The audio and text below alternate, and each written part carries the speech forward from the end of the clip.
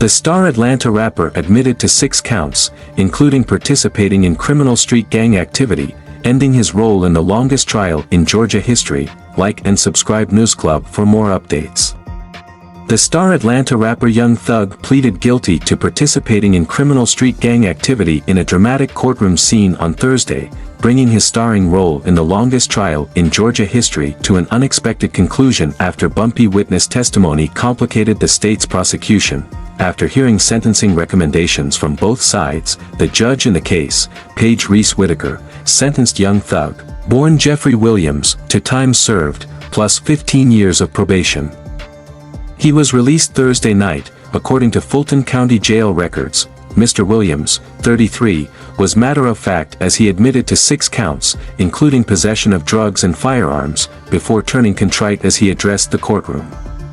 Prosecutors had described him in opening statements 11 months ago as King Slime, the fearsome leader of a pack that terrorized the streets of Atlanta via gang warfare, robbery and drug dealing for nearly a decade as his music career took off. His guilty plea on Thursday followed a tense courtroom moment in which the judge asked Mr. Williams if he was ready to accept a non-negotiated plea, instead of a negotiated deal with prosecutors, because of an impasse over sentencing.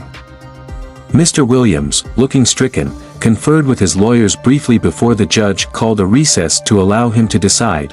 In a non-negotiated plea, the judge is responsible for deciding the sentence based on recommendations from both sides. Upon returning, Mr. Williams said he would accept the blind plea.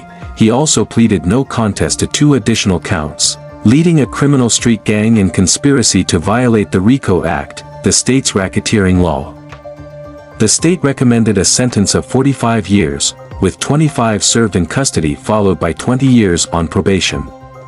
Lawyers for Mr. Williams asked the judge for a total sentence of 45 years, serving 5 that would be commuted to time served, plus house arrest, extensive probation and a variety of charitable requirements. Judge Whitaker decided on a total sentence of 40 years, with the first 5 in prison, commuted to the nearly 2.5 years Mr. Williams had already spent in jail.